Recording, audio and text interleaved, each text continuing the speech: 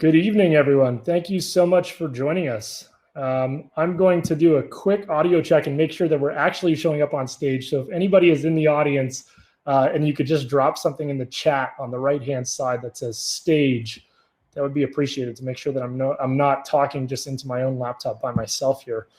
Do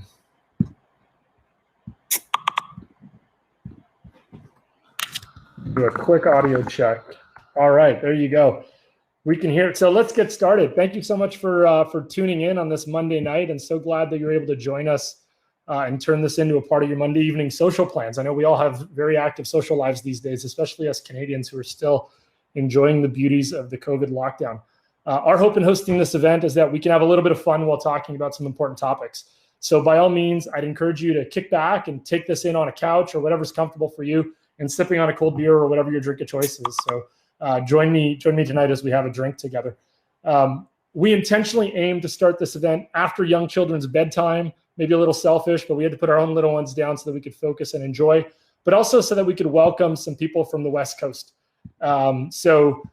People coming in from the Pacific time zone can join us and still make time in their schedules to be part of this event.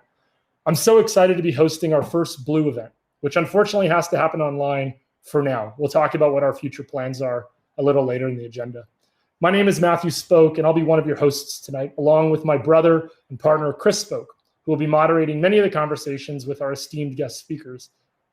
By day, I'm a technology entrepreneur. I'm building my second software company based in Toronto, and although I've never taken much of an active role in politics to date, I care about this country, and I want to see it thrive. As a tech entrepreneur, there are a few truths that you believe in. If you want to be successful, and I mean among the most successful, you design products for an envisioned future that most cannot imagine. You understand that everything that we consume and use daily was simply the idea of an entrepreneur who came before you. To be successful, you have to be bold. And Canada has its fair share of bold entrepreneurs. I'd argue not enough, but we're making progress on that front. But without getting down the rabbit hole of Canadian innovation and global competitiveness, we'll talk about that on a different night. But the reason I mention this is to introduce you to tonight's discussion. Being bold has not always been solely the territory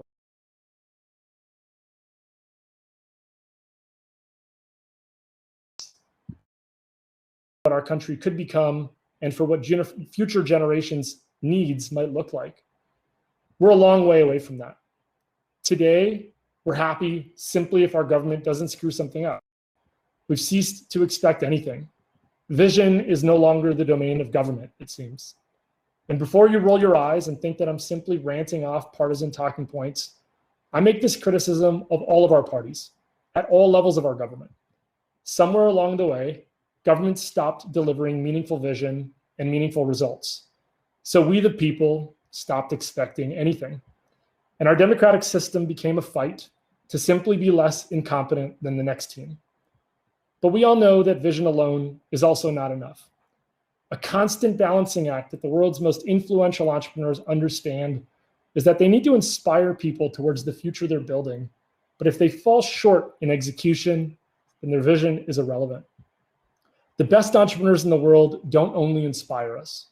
They build products with ruthless discipline, and they out-execute all of their peers and competitors. This is what we want to dive into tonight. A vision is cheap, although still sorely lacking in Canada. But what we want to understand is why our politicians and our governments simply don't know how to execute, don't know how to get big things done. My newest political philosophy is that I care much less about a person's partisan inclinations than I do about their abilities to do things well and to build a system that executes. That system does not exist in Canada, nor does it in the US to a large extent. And we'll hear some US perspectives tonight. But an increasingly hostile world where we need to prove that our ideals provide for a better way of life, the best way to do that is to be a country that knows how to execute. Being in the midst of a disappointing pandemic recovery is a prime example of what we're talking about. But don't be fooled by what other parties might tell you. Sure, there is absolutely blame to lay at the feet of our political leaders, but a lot of our shortcomings are systemic. I don't have any illusion that we'd be in a materially different place under alternative leadership.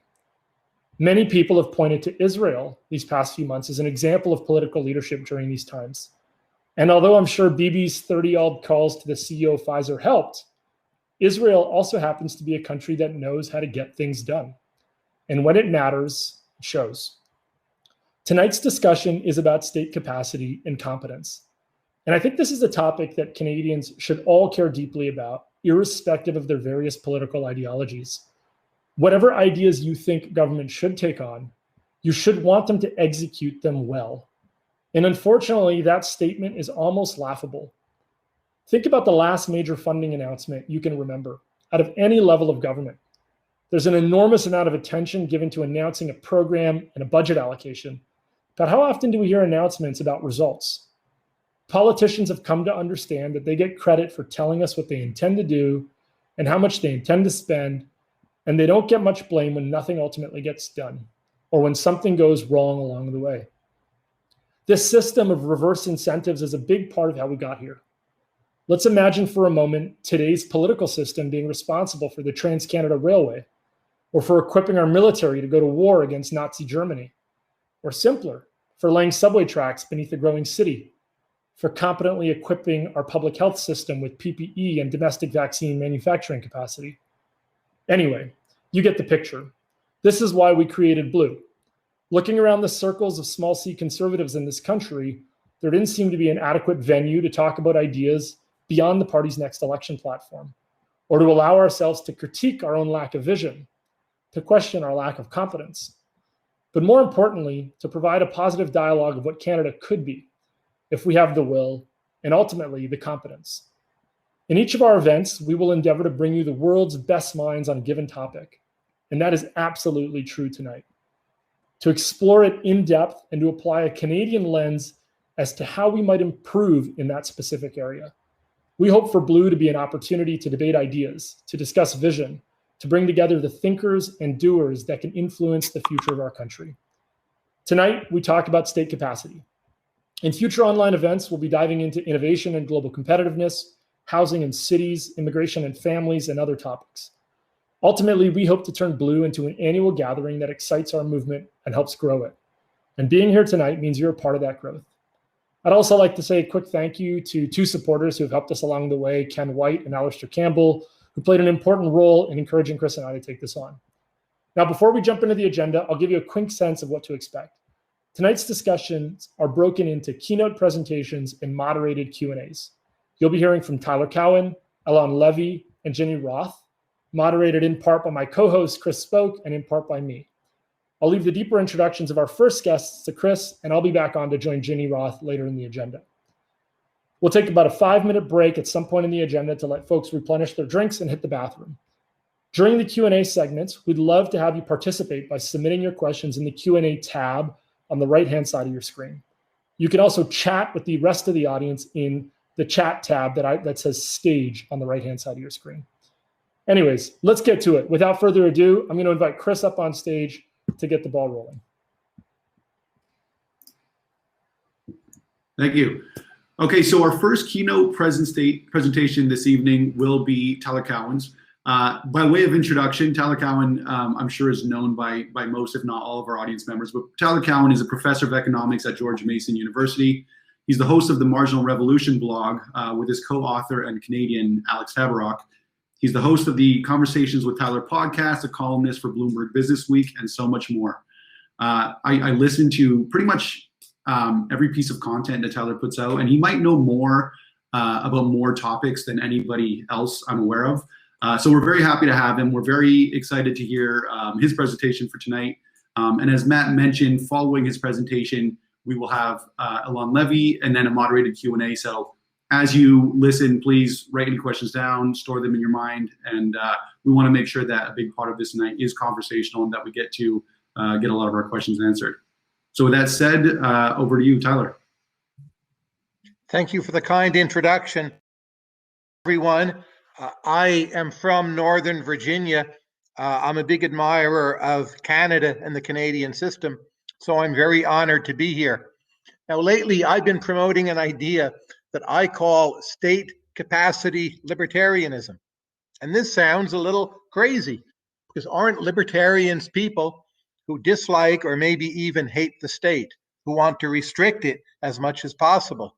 I'm trying to build out a new vision of libertarianism where markets and capitalism are a great thing, but to achieve and maintain capitalism, we actually need a fairly active, fairly effective state. And in some ways, I think that that is a little crazy, but I don't think it's entirely wrong. So let me just lay out a few of the pieces of how I think about this. So for me, state capacity libertarianism, maybe there's two presuppositions. The first is capitalism is really good for living standards and for liberties. I'm not going to argue for that here. I'll just take it for granted. The second is that our world is highly imperfect. So we are never going to have perfect capitalism. In fact, it is a struggle every day to even keep the degree of capitalism that we have. If you go back and you look at the history of markets and capitalism, to some extent, they have relied on a state. Canada would not be Canada today had the earlier British and French empires not had some at least modest degree of efficacy. So you need to think, the more you love markets, you need to admit that to some extent the state is a precondition of markets, an effective state, and come to some kind of compromise between principles of capitalism, principles of government. Let me just give you a simple example that to me is quite striking. Let's consider my country, the United States. If you go to the southern border of the United States, it is frankly a mess. So individuals, typically from Central America, they can show up, they can claim a right of asylum at the border. In essence, they overload the United States court system, and voters don't like this. People who live along the southern border, they're convinced that something is wrong. You see on TV this idea of a big caravan of people all walking together from, say, Central America to the southern border of the US. It scares voters. We have at our border a notable lack of effective state capacity. We do not know how to handle people who show up at the border. One of the worst effects of that are all these terrible scenes you've seen of children separated from their parents. And I know Trump has been just terrible on this policy, but it's been Biden too. Under Biden, the same problems have persisted. So yes, blame Trump, absolutely. Blame Biden, but it is deeper than either one of them. There's something in our system that is not working well. Our government does not govern or regulate its borders very effectively. Now compare this to either Canada or Australia. In many matters of migration, Canada and Australia are tougher than the United States. So the voters of those countries, they feel that when it comes to their border, that their governments are at least partly in control, right? That they have an effective mechanism of deciding who gets in, who stays out. I'm not saying you have to agree with every detail of that mechanism, but when you have a sense that the state has actually some effective power in regulating the border, the net result is that both Canada and Australia are on net, I would put forward, more willing to take in more immigrants than is the United States. And both Canada and Australia are indeed true marvels of immigration. As you all know, if you look at the rates of foreign-born individuals in Toronto, Vancouver, Montreal, stunning, and it is amazing how well those cities work. And in part, this increase in liberty, and yes, it is an increase in the liberty of movement for the human individual, comes in part because the Canadian and Australian governments, at least along some dimensions, are more effective and exercise more power than does the American government. And right now we are in a position where no matter who is president, there is the risk that inability to handle the border is going to be a major political problem. And if you ask, how is it that Trump even got elected in the United States? He was the one Republican who showed up at the debates and he said, our border policy is broken. And he was correct on that point. But I would submit if we had had more of a version of state capacity libertarianism in the United States, we would have had a higher quality Republican candidate than Donald Trump. Or to give another example, climate change. Climate change is one of the biggest risks to capitalism and markets as we know them. So we do need our governments to take some action. But I am absolutely opposed to the policies of shutting down capitalism, shutting down economic growth, trying to make the world's population tiny, having the government nationalize everything, and so on and so on. Those to me are just terrible ideas. But there is a real problem, there is a real threat. And again, we can disagree on what the correct policy response is. Maybe it's a carbon tax, maybe it's more nuclear power, whatever.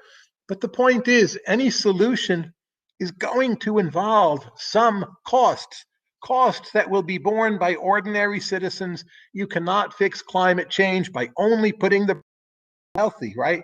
In some regards, the price of dirty energy relative to doing other things, it has to go up. Now, in which kind of societies are individuals willing to trust their government that if the price of dirty energy goes up, they will get something for that in return? I will tell you, it is when governments are relatively effective and thus relatively trusted that we can get a solution to climate change that will not wreck capitalism, but rather save it. But you need a government that can do things. And furthermore, the citizens have to believe the government can do things. Because I tell you, especially in the United States, but I know all over the world, there is incredible cynicism about climate change policies. People will say, well, maybe there's some kind of problem out there, but they just want to increase my heating bill and what I pay for gasoline for my car. And they've always taken money from me and never given me that much in return. And I don't want to support this. That is the attitude you commonly hear. So we do need quality governance to help address and eventually solve this problem of climate change. I've done some research, as have other people. When you look at the numbers, if you're just doing correlations, quality of government predicts good outcomes for individual citizens better than just about any other variable. Quality government predicts wealth, and you can debate the causality. Does quality government cause wealth? Does wealth cause quality government and liberty? And how does it all fit together? I mean, those are interesting questions, but I think no matter exactly what the causal chain looks like, that correlation is an important one because you have the self-reinforcing dynamic of greater liberty, greater wealth, stronger capitalism, and governments that can at least get some things done in an effective manner and establish some basic measure of trust. So if you're wondering, well, state capacity libertarianism, how does it differ from standard libertarianism? Standard libertarianism tells you make government very, very small as possible. State capacity libertarianism says it's really hard to get small government, but you'll actually end up with the smallest government possible by having a pretty high quality government. So it's a kind of indirect argument. Like you just don't get small government that works by having people shout for small government. You have people willing to trust a government that is fairly high quality, and by solving problems, that government stays smaller than it would otherwise get. So if you think back to the first 2 months of the pandemic in the United States, during those first 2 months, the federal government, state governments, they did absolutely nothing at any level. They had 2 full months to prepare and did nothing. Now, is that a libertarian outcome? Well, we could debate the meaning of the words here, but the point is, once COVID-19 was hitting the United States hard, we had major lockdowns, which significantly restricted liberty, were very oppressive. I don't think the right answer is to just attack the lockdowns. I do think we definitely went too far with the lockdowns. But I think the right answer is this state capacity view, that if we had had a higher quality of government, those first 2 months when we were doing nothing, we could have done many things, including ramping up testing, for instance, that we would not have needed such dramatic lockdowns. And that, again, is this indirect argument that if you have an effective, fairly high quality response up front, you will end up with greater liberty than if you just wave your hands and say, government shouldn't do anything here. It's interesting to continue on this theme of the pandemic. If you look at what the United States has been good at, I think it reflects broader cultural strengths. And if you look at what the United States has been bad at, it reflects broader cultural weaknesses. So the US does, in many regards, have a pretty excellent state capacity, but our state capacity is highly uneven. So let me just give a few areas where I would say our response was pretty good. Most obviously, Operation Warp Speed, right? To get the vaccines, buy them, guarantee them in advance. We invested in a portfolio of numerous vaccines, knowing they might not all work. And I remember reading back in April, there were experts writing in the New York Times in late April saying, at the absolute earliest, we will get vaccines in 4 years. We got vaccines in less than a year from that date. And in large part, we have to thank the US government, and actually the Trump administration in particular. Now, the US government has a long-standing history of doing procurement, in part through its defense budget. If you look at the EU response, in contrast, the European Union has, as a governance institution, has very, very little experience doing procurement. And they completely botched lining up high-quality vaccines. They dithered, they dallied, they didn't want to pay the high price, they didn't see the urgency, everyone had to agree. Typical EU mess. The EU is great at many things. I'm not anti-EU at all. But when it comes to rapid procurement, the EU is one of the biggest walking disasters on this entire planet. And the United States is one of the best countries in the world at doing that. Another thing the US government is good at, not something I always like, but they're really good at spending a lot of money very quickly when they need to. So our fiscal response to the pandemic, which is now coming in at over $4 trillion, actually much too high in my opinion, but I would admit better too high than too low. Our economy now is growing at an annualized rate of 6.4%.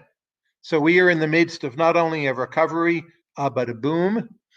And the notion of just throwing money at a problem, America's pretty good at. American consumers are really good at that. They have some kind of problem at home. They're not always that thoughtful. They're like, well, let's go out and buy something new, right? Very American attitude, low savings rate. Let's throw money at problems. Often a bad idea, but in some cases, throwing money at problems is a very good idea. And when it comes to throwing money at problems, the US response was really pretty good. If you look at testing, or what is called test and trace, I think you see in each half of test and trace where the US is good and where the US is not so good. So when it comes to trace, the United States has been terrible, but I would even say non-existent. So people who test positive for COVID-19, we've never done anything useful with that information at all. We're just not good at keeping track of things or having like very disciplined record keeping in the public sector, or kind of keeping an eye on what everyone's doing. This has many pluses, right? In many ways, we're a good nation for personal privacy. We were, after a while, actually great at testing. The idea of ramping up testing, having these big fields, you come through in your car, we get something churning at a mass level, or a consumer society good at distribution. We, after some initial stumbles, came up with a pretty high number of tests. That was of some value. But when it came to tracing and using that information, we get like a D- when it comes to testing. Again, after the initial stumbles, maybe we get a B or a B+. Very mixed response, reflecting our own cultural strengths and weaknesses. And this idea, like, of what is the culture of your country? What is your country good at? That to me is really an essential part of state capacity libertarianism, because we talked about this notion of government needing to be effective to protect and extend your markets. But you need to ask, like, how are different countries actually going to manage this? And that will depend on their unique capacities. So let me give you a very simple example that I think will hit home to virtually all Canadians. People sometimes ask me, for the United States, do I favor single-payer health insurance? And I can assure you, I absolutely do not. I am very much on record as strongly opposed to single-payer health insurance for the United States. And people then say, well, what about country X, right? A country can vary depending on who you're talking to. Sometimes it's Canada. Don't they have single-payer health insurance? And, they're not all keeling over dead, and it seems cheaper. I think that's a valid point, but I view the United States in particular as in this quite unique position of being a driver of global innovation. So I want my country to overpay for its health care. We are the number one biomedical innovator in the world. I want us to have a national institutes of health that subsidizes biomedical research to the tune of about 40 billion US a year. It's really a large sum of money. That has created this very valuable network of innovation that actually was behind the mRNA vaccines working, funded the initial steps. And if that means that in some practical regards, the US healthcare system costs too much, or for that reason it doesn't cover everyone, to me, that's a trade-off worth accepting. I've also lived in New Zealand, never lived in Canada, I'm sorry to say, but I lived in New Zealand for about a year and a half, and they have a single-payer system there.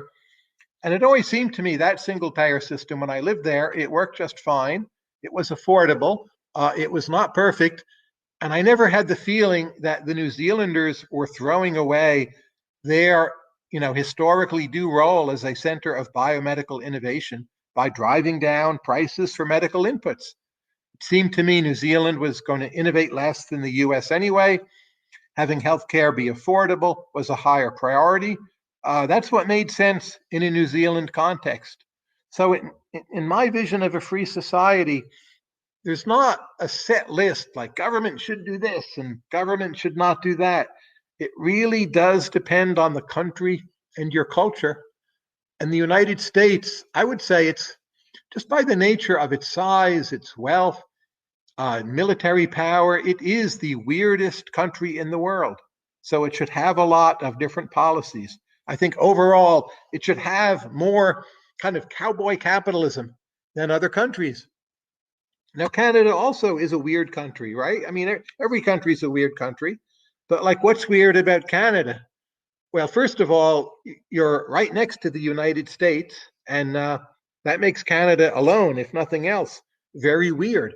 So if you're asking about Canadian policies, I am in general not an expert on Canadian policy, but I think it's very important to consider the question, is this policy a complement to what the United States is doing well or not? So you don't just consider the policy in its abstract features, but it's a symbiotic relationship, Canada and the United States. We each rely on each other. And a policy such as relatively low defense spending for Canada, this does not in general worry me, but it doesn't worry me because you're a weird nation living right next to us. And it is actually the case, we are not going to let Mr. Putin land his aircraft in Toronto, and you can get away with spending less money on the military and more money on other things. And that too, to me, is part of state capacity libertarianism. Now, another feature of state capacity libertarianism that's important to me, and this I think it does differ from a lot of the Canadian ethos, not always in your party, but Canada more generally.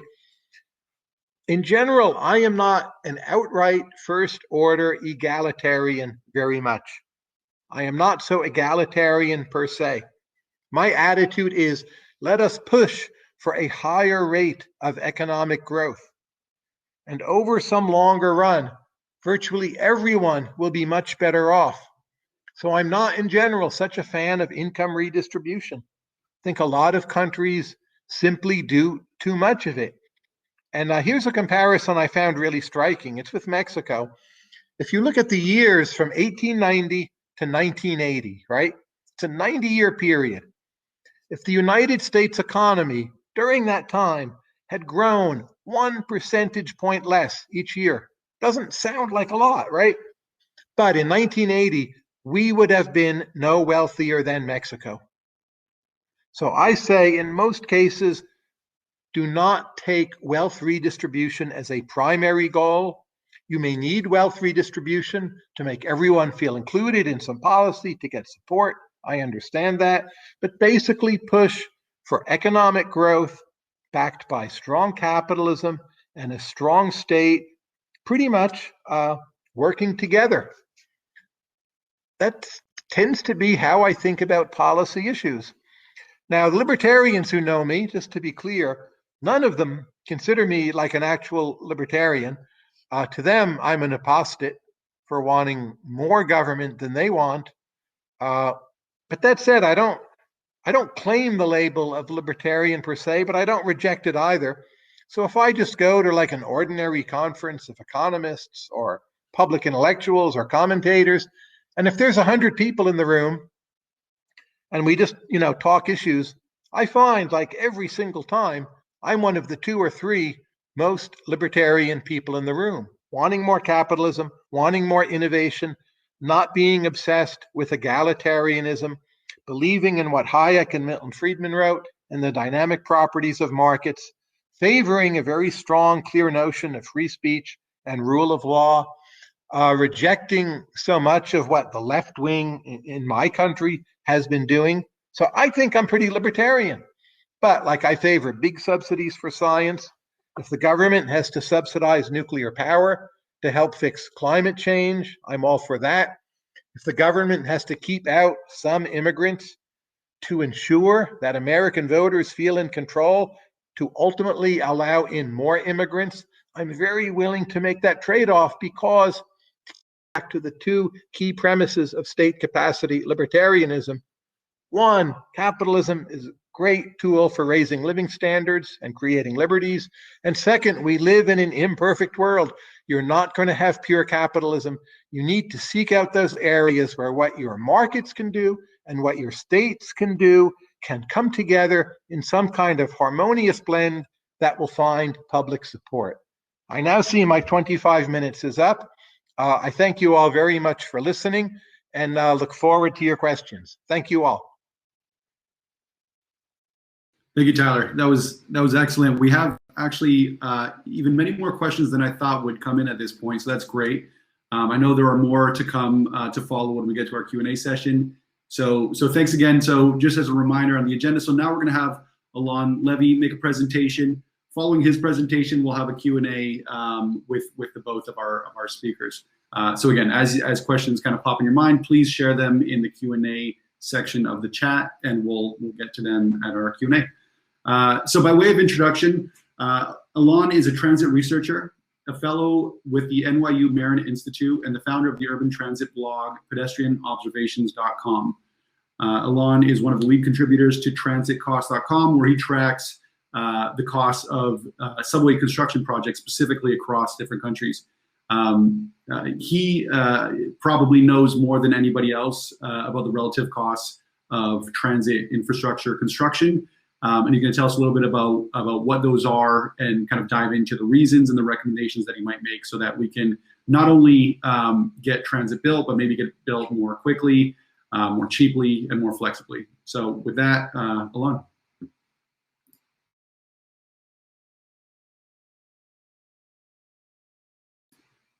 I think you might. Thank you for the introduction. I'm sorry about the mute. Thank you for the introduction. And I'm kind of glad that I'm going second because Tyler gave a very general overview of the importance of state capacity. And for the most part, we're going to be focused on one thing, which is public transportation and the costs of infrastructure. I I'm going to try to share my entire screen like this. So, okay. So here's the presentation. It's called State Capacity and Infrastructure Construction Costs. And I just want to make sure, Chris, can you unmute and yell at me if this does not work? Do that. That's on. Thank you. It's great. Okay, so so I'm going to talk about state capacity, cost differences, and certain problems that have been happening in Canada in the last 15 years or so. So first of all, the Transit Coasts project, as Chris mentioned, is I'm one of the two co-leaders. The other is Eric Goldwyn. We're also working with our postdoc, Elif Ansari, and one of our outside contractors, Marco Kitty, on a project to, first of all, figure out the construction cost of every urban rail line in the world, and now we're doing extension to high-speed rail. I know that so where I live in Germany, they're very slowly building it up. I know in the United States they're maybe talking about it. I think in Canada they from time to time try to study the possibility of a high-speed line between Toronto and Montreal. And the answer is always that it's good, but not amazing. So maybe a return on investment of, I don't know, 2, 3, 4%. I mean, not nothing, but nothing that screams, you must build this no matter what. And we're also doing case studies, none of which is Canadian because someone I'm going to cite later named Stephen Wickens already did it for Toronto. So what is state capacity? State capacity for me is the ability of the state to execute projects that are either in the public sector, so that would be things like fighting a war, the military is definitionally always public, education to the extent it is public, healthcare to the extent that it is public, infrastructure to the extent it is public, or when these are sometimes privatized, for example, procurement is privatized. So, for example, the military is always public, but usually military industries are private, so they're private contractors. But even that is something that is essentially contracted out, so there's still a lot of state oversight. So being able to execute that effectively is, for me, state capacity. Now, I want to caution something, and this is where I like going after Tyler, because he was talking about things that the United States did well and poorly. And in general, state capacity is not just one variable where some states are better than others, and that is all that there is to it. In fact, you can be good at one thing and bad at others. And Tyler was bringing now with Corona, there is a country in the world that had 116 domestic cases, a country that figured this out before the PRC knew. We tried to warn the world. Unfortunately, the WHO is led by a very pro-PRC politician, by Dr. Tedros, who ignored everything that Taiwan was saying. And so Taiwan has no corona. And it didn't even need to do extensive lockdowns. But on my topic, which is infrastructure construction costs, Taiwan is actually bad. Taiwan is one of the worst in the non-English speaking world. I'm going to talk later about how the English speaking world is not very good at infrastructure, unfortunately. And with Corona, so Corona has kind of a, let's call it macro regional theme. We see European total failure, North American total failure. And I know that Canada has been better at this, that most of Europe, but not all of Europe. And also better than America. And conversely, where has there been success? The Asia Pacific world. With infrastructure, it's completely different. Now, Southern Europe is very good at infrastructure construction. It is less good at operations, although it is getting better. And specifically, it did a lot to limit corruption when it comes to infrastructure. Unfortunately, when it comes to other things, it still has higher levels of corruption and of clientelism. So clientelism, and especially it's a big problem in Greece, but also to some extent Italy, Portugal, and Spain. This means that jobs go to people who support the party in power. So in Canada, for example, the liberal versus conservative difference is on matters like taxes, government spending priorities. In Greece, there's all of populism, but these differences are smaller, and they're more about who gets the jobs. Nonetheless, infrastructure in Greece is very inexpensive. Now, why rail? Now for me, why rail is because I'm a rail nerd. I went to school in New York City, so the subway is socially everywhere. So I needed to think about the subway to get from one point to another. But the connection to state capacity is that trains have low costs. Unfortunately, that comes at a price, which is a higher complexity system. You need to integrate infrastructure construction, so that means building a subway, building light rail, building something like the RER in Toronto, building high-speed rail. Now, rolling stock acquisition, so you need to buy the equipment, and it's already a difference with cars. With cars, the state builds the infrastructure, but the state doesn't decide what car you're going to buy. There's the notion of timetable. This is really important, and for example, the bus timetables that Toronto and Vancouver write are generally good. There's an American transit consultant named Jared Walker. He's based in Portland, Oregon, and he keeps saying to Americans, don't envy Europe, envy Canada, and he's specifically talking about timetabling, which is something that Canada does well on buses. On trains, it's even more important because the trains are tightly scheduled. When you have a very complex system, you need to figure out the branches, the mergers. You can even have timed transfers. And finally, development and zoning. You need to make sure that you have zoning that permits high density construction near train stations. And when you lack that, now the United States is terrible at public transportation. Americans spend 17% of household expenditure on transportation. Practically all of this is cars. Per American household, it's $11,000. It's about $5,000 per person. And it's even a little bit more if you start excluding people who, let's say, live in New York or Boston, Chicago, and live off of investments from 100 years ago. And just to put things in perspective, for this $5,000 a year, I'm paying in Berlin. I mean, not now because of Corona, but before Corona, I was paying 86 euros a month, so about 1,000 change a year, for a subway system that is operationally at break-even. And I was not missing out on anything. It's very good transportation within Berlin. So it's a big difference in costs, and the trade-off is that you need to have better complexity, better state capacity, because you need centralized planning for all of these four things: infrastructure, rolling stock, timetable, and development, in as much coordination as possible. And you see this in developing countries. East Asia, and nowadays East Asia is just China and rich countries, but historically South Korea was not a rich country. It was very poor 50, 60, especially 60, 70 years ago. Taiwan, same thing. But they had state capacity for reasons that I don't want to get into. And you can kind of see this in a lot of state-led industrialization there, and more recently in China. And so they could build rail networks. Again, more expensively in Taiwan, whereas South Korea actually did so excellently and very cheaply. China is somewhere in the middle.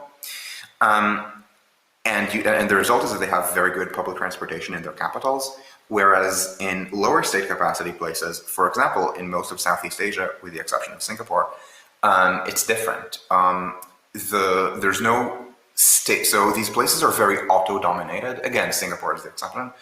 And in some cases, it's because the state decided we want people to drive. Prosperities, everyone drives, like in American suburbia, that is Malaysia. It did that in order to support a state-owned automaker. South Korea did the opposite. You've seen Korean cars in Canada. You probably have not seen any Malaysian ones. This is how effective this is. But in, for example, the Philippines or in Indonesia, it's mostly the state is indifferent. It's too weak to actually do much. In fact, I'm pretty sure that the Philippines and Indonesia are the two worst on corona also in East and Southeast Asia, which makes them probably on par with the better countries in Europe. And they're auto-dominated, not because they're building big infrastructure projects like the interstate system or the 401 or QEW of Ontario. Rather, it's because there's this accretion of one interchange at a time. Maybe local elites drive things, and the rich people drive more than poor people literally everywhere. You go to a place like Paris, a very good public transportation. The most, so the richest, the wealthiest part of Paris, the 16th arrondissement, I mean, people there drive less than in suburban areas or rural areas, but they drive more than in the rest of Paris. So when you kind of outsource the state to local gentry or a local big man or something, that's what you get. Whereas with rail, you need more state-led investments. And now my main project is about construction costs. And the main lesson from our database, I would say, is that construction costs are national. Subways in the same city generally cost about the same. Usually different cities in the same country will have the same construction costs. So where are costs low?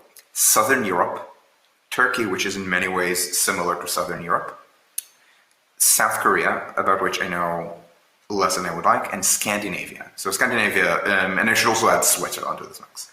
So Scandinavia is the wealthy one, where things work well. In Southern Europe, many things don't, but infrastructure works well. Normal costs, this is roughly the global median for a subway is 250, and all of this is American dollars in this slide, I apologize.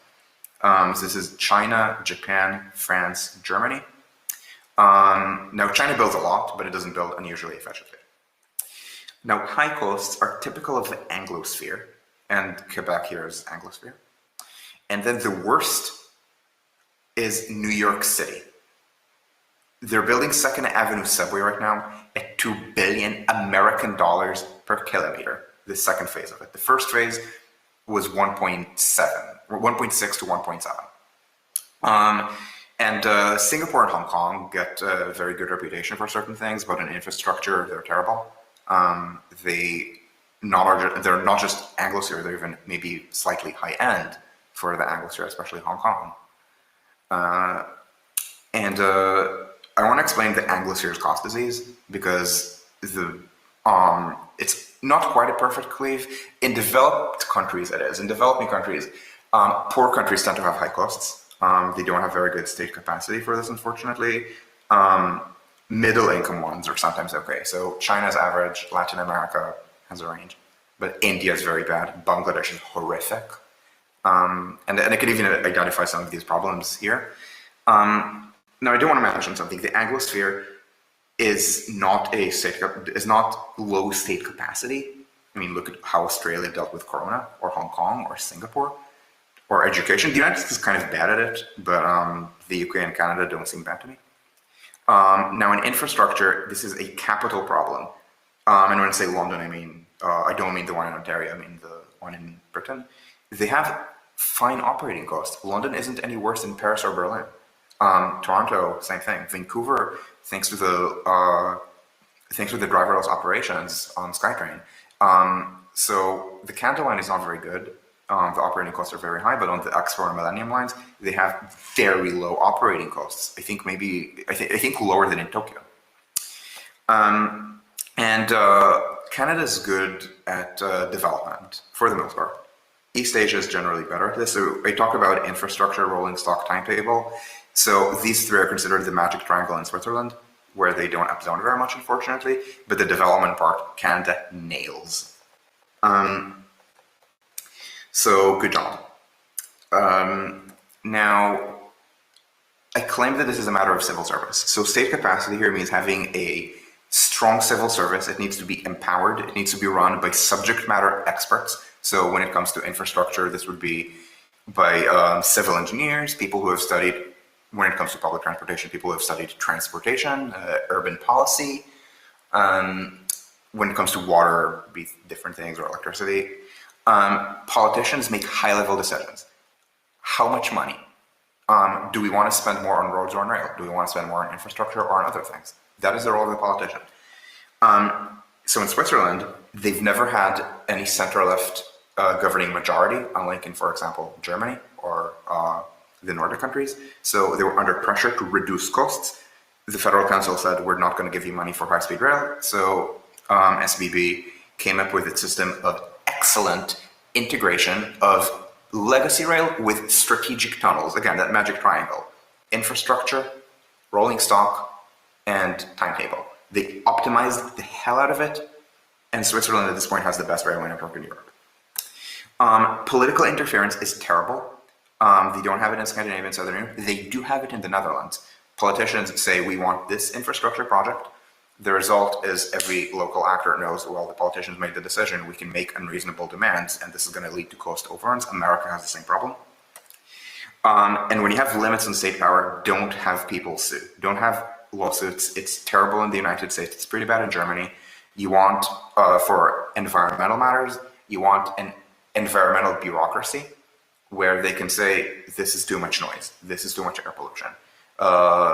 In Europe, because of historic cities, this is going to also include protection of monuments. It's a big thing in Italy. They might say, no, you need to use more careful methods, even at higher costs, because this is going to threaten ancient Roman ruins. But this is decided by people who are experts on archaeology and preservation. They're not going to make unreasonable demands based on the kind of generally agreed upon idea in Italy that you should preserve these ruins. So you're not going to have 5 people who can form a group saying concerned citizens for whatever and sue. Robert Kagan, not the American New Conservative, a different Robert Kagan, had this theory about how America sucks, and it's called adversarial legalism. The better one is bureaucratic legalism. Now, I talk about respecting the experts. Now, one really important thing is people who run mainline rail in North America are not experts on passenger rail, unfortunately. It's too retrograde. Go Transit, in fact, the engineers are dragging the RER project.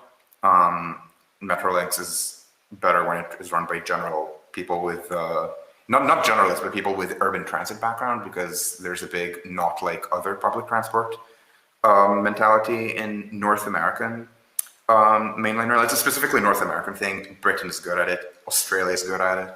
I mean, it's just specific to the US and Canada. So you really need a strong civil service, and you need to be careful because costs are rising. And now, not always, because in Italy, the costs actually fell.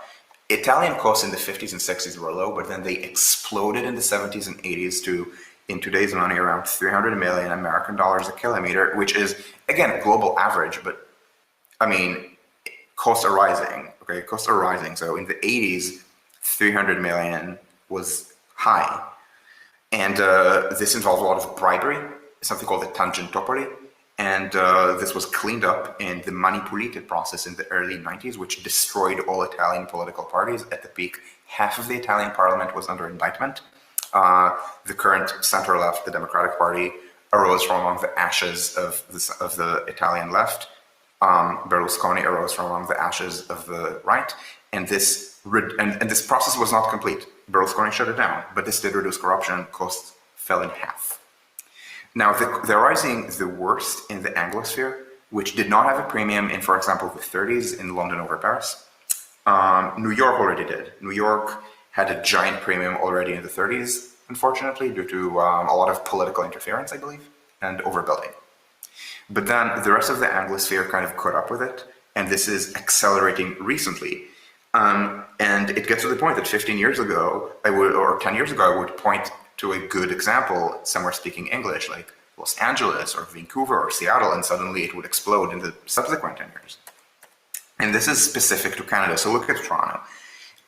This is by someone named Stephen Wickens for RCCAO. He had a report called Station to Station about construction cost increases. These are not overruns. These are not they promised X and it cost 2X. This is it cost X once and now it costs a lot more than X. So in constant Canadian dollars, look, it went from about 100 million a kilometer or even less. And then starting in the 21st century, it exploded. 200 in the Shepherd subway, 300 in the slate of projects from the 2010s, and now they're talking about 700 plus. So the costs in Toronto are exploding. This is also true in the rest of Canada.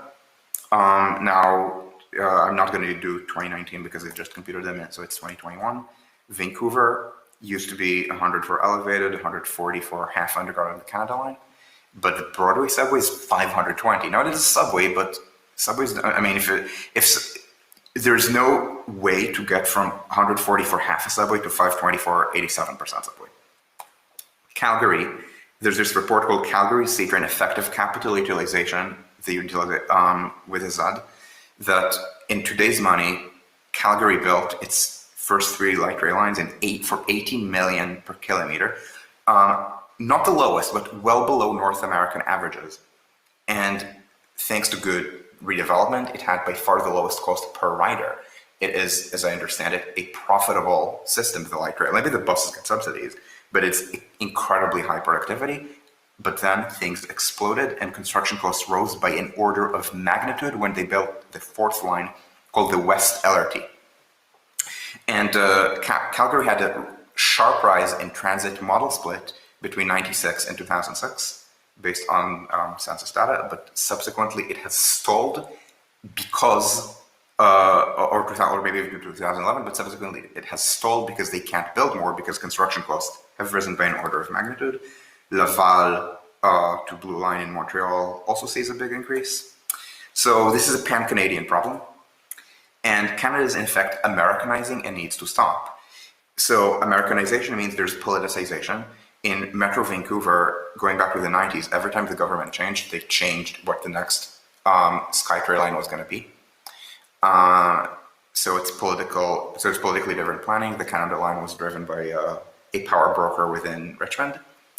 Toronto had the David Miller, then Rob Ford sequence in which each of them made transportation plan worse. And Doug Ford is joining in on the action of heavy politicization. Privatization of planning. So you can absolutely privatize provision of service.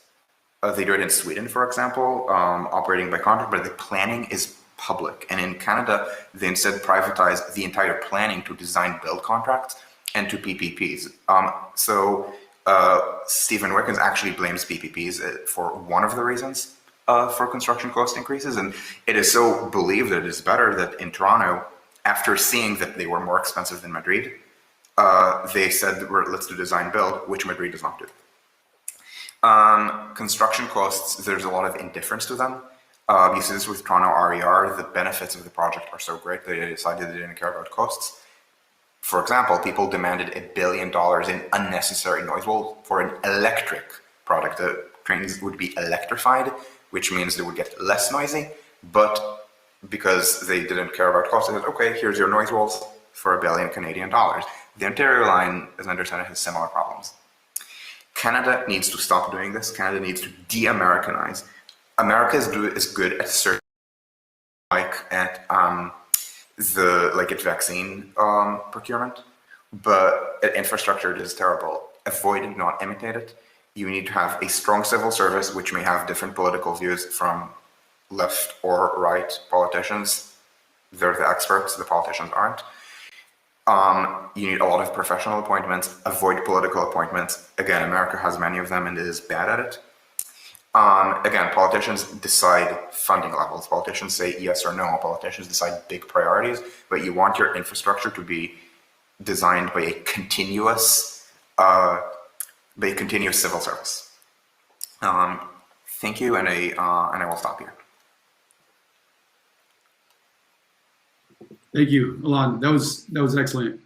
Very educational. If it's okay with you, actually, I'd like to distribute your deck to our attendees, just in case that's interesting. That's fine. Is there a way that you can do it in the system, or I already sent you the version of the deck without the line striptease. So yeah, I've got it, so I'll share it. So there's a lot of information that's packed in those slides, so I'll be sure to share them. Thank you. Okay, so once again, we're going to take a 5-minute break now. So if you have drinks you need to refill them, If you need to take a bathroom break, please do so. We're going to return at 8:55. We have a ton of questions for both Tyler and Alon.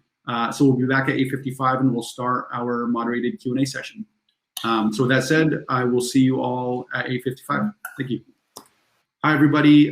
We are now back, and we're going to start our moderated Q&A session with our guests, Tyler and Alon.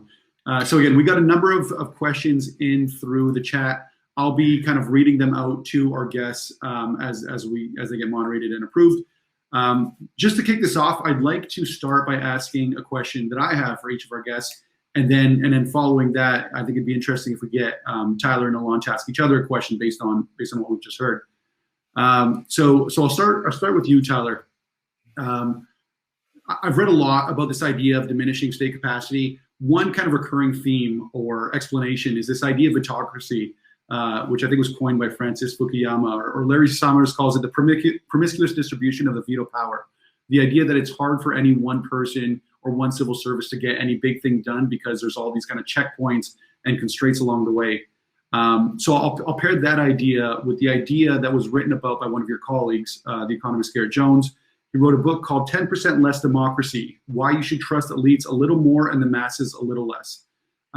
So my question to you is, to what extent do you think that just the idea of a very kind of robust democracy and popular support, to what extent might that have contributed to this idea of autocracy, that everybody kind of has a say, that this contributes to things like legal activism and NIMBYism, and ultimately diminishes our state capacity here in the West? Well, I favor the Alon Levy idea of having a more continuous bureaucracy, a stronger civil service. I favor the Garrett Jones ideas of paying people in government more and having a number of agencies, including our public health authorities, be more independent and autonomous, be more like our Federal Reserve. And the Fed is one of America's better functioning governmental institutions. So it's a model we should copy more. So with all that, I'm on board. Now, I'm not convinced we should describe that as 10% less democracy. I'm not sure that what we have right now is especially democratic. We might, in a sense, come closer to enacting democratic wills with those reforms, but I'm all for them. Okay, great, thank you. Alon, my question for you, there's this idea that, let's say the US or New York City had very strong state capacity at the time of Robert Moses, when he was able to kind of like bulldoze through opposition and get bridges built, get highways built, get neighborhoods built. But that often kind of, that there was a lot of cost to that, and a lot of bad things happened as a consequence. Robert Caro wrote a lot about these bad things in the book, The Power Broker. And there's this idea that following this kind of unbridled power that Robert Moses had, there were progressive reforms that led to a checking of that power.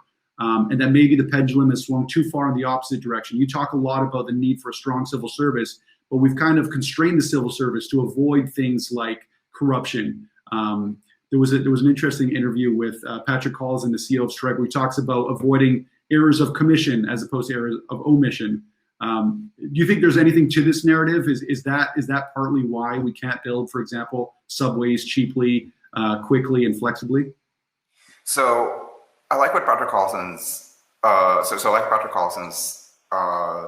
take on this. There's definitely too much risk aversion, but this is nothing to do with Robert Moses. In New York, if there's a political villain, it's Mayor John Hyland, who was the mayor in the early 20s, running on a populist platform of opposition to the traction interest, that is the streetcar companies, which were private, and the two subway companies, which were private as well, operating the system that the city had built under contract. I think he had been fired as a motorman by one of them, and he bustituted. So he bustituted the streetcar. So he began the process of bustitution of streetcars, even then it was recognized that the buses were slower than the streetcars and cost more to operate. Just streetcar companies, and the paper on this is called "The Bus is Young and Honest." I highly recommend. And he likewise built a third subway system purely publicly, no expense was spared, in order to compete with the two older ones and drive them to bankruptcy, so the city could acquire them at a pittance, which indeed happened during the Depression. This third system cost, in today's money, I believe $140, $150 million American dollars a kilometer, which sounds like a bargain price, but again, costs are rising. At the time, it was unheard of. I think the highest cost that had been at all a thing by then was 90 for a line that required in London that required demolishing a lot of property in a very rich neighborhood. More typical of that era was 35 or 40, and costs have kept escalating since. Now, Robert Moses was not a civil servant. This is really important. Robert Moses was a political power broker.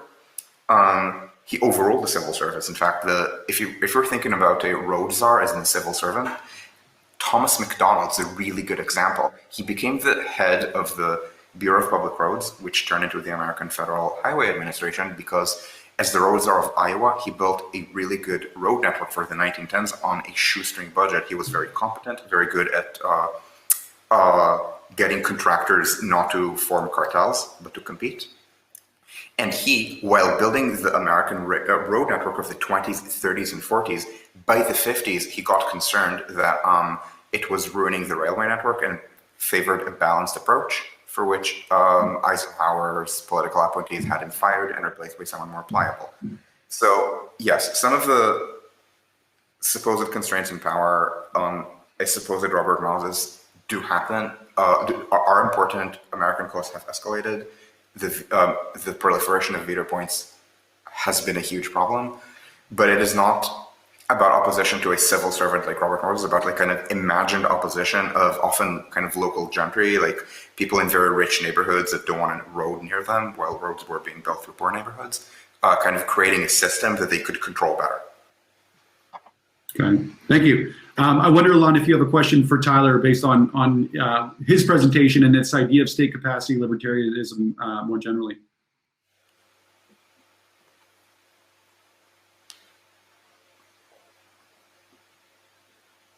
That was for you, Alon, if you have a question for Tyler. I'm sorry. So about the question about state capacity libertarianism, it's difficult for me to judge it just because I am not libertarian. I mean, I'm probably voting for the Green Party. I mean, the one in Germany, which is a lot more serious than, let's say, the Canadian or American one. But so for me, I think it's really interesting to see how you could use state power to further, let's call it liberalism, but not in the LPC sense, in the kind of classical sense. So you have strong rule of law, for example. I think it's a really good example of this, or independent central bank. So Tyler talked about the Federal Reserve. It's really good. So for me, that's kind of the take on state capacity, as opposed to kind of smash the state kind of new right idea. If that makes sense. Yeah, absolutely. I think that's right. Is there a question for Tyler that you might want to ask him? Yeah. So let me think. Do you think that big infrastructure programs are viable at all, or is it something that the state needs to understand that it can never do well and it needs to find substitutes for? Well, they've gone extraordinarily well in South Korea and in China. Obviously, those are proof of a sort.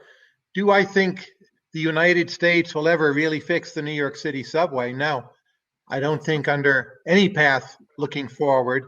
Interstate highway system has been phenomenal, one of our very best investments. So I do think they're possible, and I think we'll see more of them. Thank you. But Tyler, not do you have a the ones question? you want.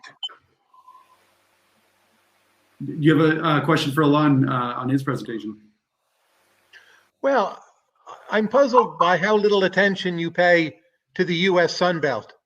So keep in mind, cars and trucks are about to get a whole lot greener, right, with electric vehicles. So when you look at where Americans actually want to live by demonstrated preference, right, it's in the Sun Belt. They've been moving to the Sun Belt for many, many decades. And the Sun Belt pretty much is all about cars. So America does an incredible job in equipping its people with cars. So it seems to me we have a much better infrastructure than what you're portraying. If one lives in New York City, it doesn't feel that way. But why not see the Southeast and its ability to attract humans who choose with their lives to go there as a kind of triumph of American infrastructure? So I don't have as good of a database on American road costs, and the reason is that rail is a mega project, so that it's much more widely reported. Roads, as I said, it's interchange by interchange, so it's harder to tell. To the extent I have this data, the United States is also awful at building roads. I mean, the construction costs of highway tunnels, the Big Dig is the most infamous, but they're in LA, they keep talking about the highway tunnel and never building it. In LA, the road widenings that they're trying to do are extremely expensive. And again, I don't know Sunbelt. I don't know Sunbelt road widening costs off the top of my head. I do know some Sunbelt transit costs, and they're really bad. In Dallas, they're trying to build a subway right now at horrifically high costs. So it's the same with roads. I mean, the road costs are really high. It's just they're not mega projects, so you don't see headlines in the media, or almost never, road widening costs $15 billion. I mean, maybe when you take all of these little interchanges and add them all together, it is going to cost that much. And you do see, for example, horrific traffic in Atlanta with its kind of underbuilt highway network. It's just not something that is as easy to look at segment by segment. That seems like a very narrow notion of cost, though. It's not that big a percentage of GDP. And it seems the Southeast has done this great job building cities and suburbs where people want to live and keep on moving to, and leaving the Northeast, leaving cities with supposedly better transit systems. It's not just about cost, it's about benefit. And people are I wouldn't say voting with their feet, they're voting with their cars. Shouldn't we just applaud that and say America's done a great job there? Sure. So the other issue is also with the Northeast. So something that Toronto and Vancouver do really well, and also Calgary, is building more housing where incomes are really high. Maybe not at the neighborhood level, unfortunately. There's a lot of NIMBYism in very specific neighborhoods of Vancouver. But at the metropolitan level, Vancouver has been building, I believe, 10 or 11 housing units per 1,000 people year in, year out in the last decade, maybe even more. I think in Toronto, it's maybe 8. In the United States, you do see these numbers very rarely, but usually in the Sun Belt. So yeah, Austin, I think, has built maybe 12. But the really wealthy American cities build so little. San Francisco is an enormously wealthy, enormously productive city with so much tax. How much housing are they building? They're not building 11. The metropolitan area builds around 3.5. The metropolitan area of New York builds around 2.5. So they're throwing people away and you can see this in the housing costs. The housing costs I lived in Vancouver for 2 years, and everyone said, oh, Vancouver is so expensive. And yeah, it was kind of expensive, but to my New Yorker mind, nothing in Vancouver seemed unusually expensive. On the contrary, Vancouver seemed kind of cheap. And this is actually an interesting example of state capacity. In Canada, the province usually decides on these things. You used to have the OMB in Ontario. And in the United States, it's decided by really hyper-local actors in the Northeast and California. Texas does this better. In Texas, it's much harder for municipalities to pass restrictive zoning. So they build a lot of housing in Dallas, Houston, Austin. I think less so in San Antonio just because it's a little poorer. But the really wealthy parts of Canada, so that would be Toronto, Vancouver, Calgary, and all parts were high. They build a lot of housing. East Asia, democratic East Asia does this really well. Tokyo builds a lot, Seoul builds a lot. And then you go to the United States and Europe. In Europe, some places build more. Paris does build some. In the suburbs, not in the city, where they think that buildings from the 1880s are inherently moral. But in Canada, it's really good. They're building all this housing that they aren't in America. So in America, you kind of have the low-end exodus from New York to Georgia, from California to Texas. Google stays in California. When Google moves, it's to New York. Amazon, Seattle, and when it's moving, it's to DC. It's the less productive firms that are moving to Texas or Florida, just because the housing costs on the coast of America are really high. And again, thankfully, the rents, they're not cheap, but Vancouver is so not San Francisco that it's really important to compare them and see that Vancouver stays not San Francisco. Yeah, thank you. You're actually anticipating our next event, which will be on housing. So we're going to be covering a lot of these things, including like the provincial role. So that's excellent. Thank you, Alon. Our first question is for you, Tyler. The question, I've approved it, so it's in the Q&A tab, but I'll read it out. So it's from Anonymous. I'd like to ask Tyler if what he means is that we just need better government, because that idea has obviously been proven wrong. What does he mean by it? Better institutions or better people in government? So structural reforms, or is there a great man theory of civil service that we need to think about here? There are many different questions buried in that single question. I would just say this: even within the United States, there's incredible cross-sectional variation over time. You can easily imagine a federal government that would have not achieved Operation Warp Speed, which will prove to be a game changer for really a great deal of the world, especially with variants. So there's a kind of voluntaristic aspect to this. I think if the American right simply decides it wants to dump on government, it can make government worse. It's shown it has that capacity. But if it has a positive vision of, here's some of the things government should do, let's do them well. Even under a Trump administration, we did some things actually very well. So I don't think it's a futile quest. I think you need better people in government, and you need better government, and you need better institutions, and it all interacts in some buzzing, blooming confusion where it's hard to sort out cause and effect. But I don't think fatalism is the right response. I just think we can do it the way we, put a man on the moon in 7 years in the 1960s. I don't think it's impossible. Thank you.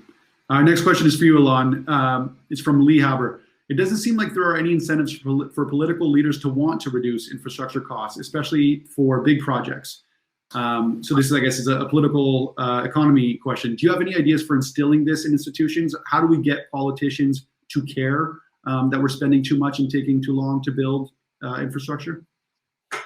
So there is a really good example of a politician in the United States who is ideally placed to benefit from building things cheaply and efficiently, just because it is known that he would be in power for a long time. His name is Andrew Cuomo, and he has done the exact opposite. So a lot of it is just bad politicians who, and Andrew Cuomo, who in 2011 had built subway expansion for Spanish cost, would have been president right now. But he didn't, and so he's governor, maybe not for long, of New York. And so the incentives are sometimes there. If it's long term enough. It's just that maybe the politicians don't feel like letting go. It's very petty. So politicians in the United States have a lot of petty power. This means threatening journalists who annoy them too much. And again, Cuomo is a really big villain in this. This means appointing their friends and their loyalists to important positions.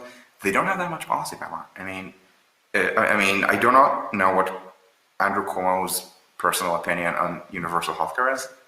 I know that, for example, Mayor of New York, Bill de Blasio, would support it. He has not done it in the city. Likewise, maybe more liberal, more progressive blue state governors have not done such a thing. They do maybe testimonial laws, but no big changes in policy. And you compare this with Germany. Germany is not an amazingly high capacity state, but it's much better at this than the United States. Germany has very little petty power. You can't appoint your friends to important positions. You can maybe try and do a Congo. It's sometimes done, and it's incredibly unpopular here. And Armin Laschet might lose the election in part over this.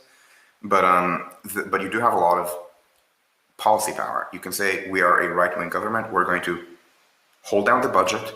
We're not going to do increases. Yes, the nurses unions think they need to be paid more. No, we're going to hold down the budget. We're going to keep taxes, German low, not American low. And we're going to work down our GDP, our debt to GDP ratio. This is what we're elected, and we're going to support private industry. Or you can say, we're a left-wing government. We're going to raise taxes by a little bit and spend this on free education, higher salaries for teachers and for nurses, daycare. In Berlin, daycare is 100 euros a month. because the left-wing government had policy power to do it. So it's a different mentality of a politician, and I'm worrying that I do not know where on the spectrum Canada falls. I'm worried, at least looking at infrastructure, that Canada is Americanizing, but I do not know if it is the situation in general. It's just kind of, in America, you have kind of petty, unimaginative politicians, and then the private sector that doesn't have to deal with them, like tech, does really well. Yeah, thank you. Our next question is for you, Tyler, from Brendan Whitsett. Is there a tension between a small, effective state and the public choice critique of bureaucracy? How do we keep a state small and effective when it's more adaptive for them to grow and sprawl? I do worry about the growing size of government. I think most of that in recent times has happened through regulation. So pandemic aside, federal spending as a percentage of GDP has not gone up very much in the United States for quite some period of time. So we need to come up with ways, I think, of hacking away at the regulatory state. I don't think anyone has solved that problem. I don't think libertarians have. I don't think state capacity libertarians have. I would rather have higher quality regulation in the meantime. But I would love to say get rid of 2/3 of the regulations in the United States. I think it would be a great boon for economic growth, living standards, ability to operate a business. I just don't know what's the mechanism through which we do that. I'd love to have that. I know I don't have it myself. Thank you. Alon, this question is from Ash Navabi, and I think it's a fun one. So planes already provide us with high-speed transit. So when we're talking about rail, why shouldn't we follow Rory Sutherland, who's the vice chair of Ogilvy in the UK? Why shouldn't we follow Rory Sutherland's advice and spend 1% the cost of high-speed rail to line trains with beautiful models handing out free champagne, since that'll do more to, I guess, improve the commute than the billions and billions of dollars we're spending to make the trains go a little bit faster? Okay, so first of all, in Britain, high-speed 2 construction costs make me want to cry. I mean, it stands to be possibly maybe number 2 or 3 most important rail link, maybe even the number 1 in Europe, and yet the construction costs of it are insane. Partly because due to NIMBYs and other problems, they decided that they were going to trench half of it in completely flat terrain. It's England. It's not Switzerland. So maybe that is true. So it's really important to make sure that you can build things affordably, because high-speed trains do. I mean, there's a difference in construction costs. Often the countries that do subways cheaply and do roads cheaply also do high-speed trains cheaply, and there are some exceptions always. But about planes, just way more people are going to ride trains between 2 cities at a certain region could ever fly. I mean, between, let's say, Paris and Lyon, I mean, that you look at the train volume, it's way more than you could ever fill on planes without completely congesting the Lyon airspace. And so our trains substitute for planes? Absolutely not. People do fly between, let's say, Berlin and Rome, Berlin and Madrid. Like, I mean, if the train is going to take 10 hours, yeah, it can exist, but not a lot of people are going to ride it. But if the train takes 4 hours, usually more than half of the public elects to take a train rather than fly, just because you don't need to queue up for security. Yeah, I mean, the trip time is probably comparable, but you spend 4 hours sitting in a comfortable seat rather than doing multiple queues and then a short hop plane ride. So again, it depends. Do all city pairs deserve high-speed rail? Absolutely not. Do you want to build a high-speed, like, transcontinental system? Even, Toronto to Vancouver would be kind of a joke. Even New York to Los Angeles is, you take America's population, triple it, then maybe, but even then I'm skeptical. But things like Toronto to Montreal, again, Toronto to Montreal is not New York to Washington. Toronto to Montreal is a good line. It's not an amazing line. If you can't keep your construction costs under very strict control, it's not a good line. And yeah, I mean, at longer distances, people drive, they take a bus. But there's a sweet spot where high-speed rail, given adequate costs, could be useful. Thank you. And this will be our last question from the audience. So this one's for you, Tyler. What strategies do you like to support private investment and innovation while also providing a minimum level of service or access for low-income people? And I'd like to kind of pair this with the idea that Alon brought up, that private-public partnerships have not delivered on the cost savings that maybe were promised through that model. So the idea of this, I guess, this interaction between the private and public sector and how they can work together to get services specifically to low-income people in an efficient way. I don't think the United States is very good at cost efficiency overall in the public sector or in public-private partnerships. But we're very good at building dynamic systems that overwhelm the relevance of those costs. So if you look at, say, Silicon Valley, which from a structural point of view, you could criticize in many, many different ways, right? It's actually a marvelous success. And whatever costs you might point to, they are dwarfed by the productivity.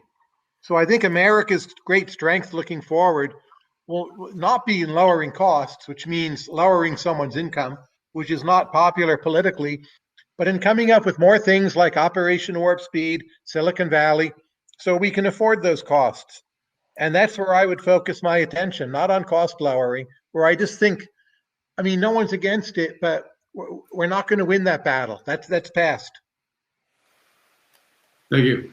Okay, so with that, that concludes our Q&A session. So thank you both for your presentation and for your answers to these questions. I see Alon's jumping into the chat to answer some more questions in writing, so that's excellent. Thank you. We're now going to have Ginny Roth provide a Canadian perspective. But before we do that, I just want to again thank you. If this were live, I'm sure we'd have a round of applause. So I can't thank you enough for sharing your insights, Alon and Tyler. Sure, thank you for inviting me. Thanks, guys. Thanks, Alon. Thanks, Tyler and Chris. And it's my pleasure to be able to introduce our last speaker, Ginny Roth.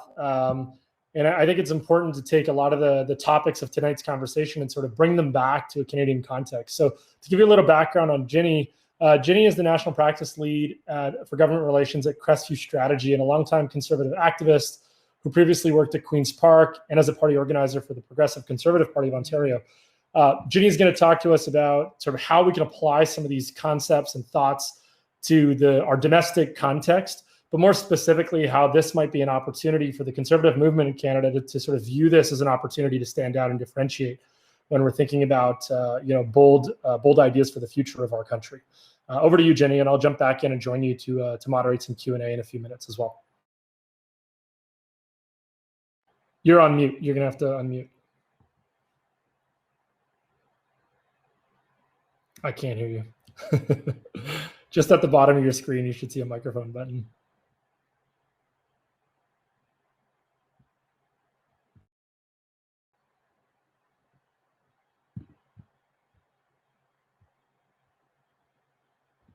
Let me see.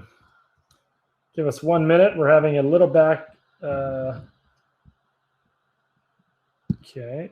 Chris, did you by accident mute Ginny by any chance? Nope. Let me take a look.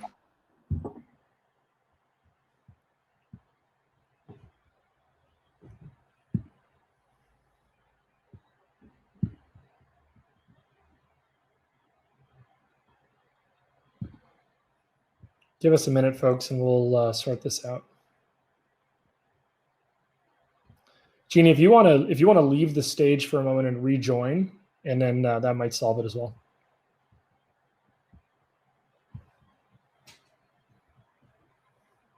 As with every online event, we can expect at least one technical hiccup. But here's Ginny joining us again.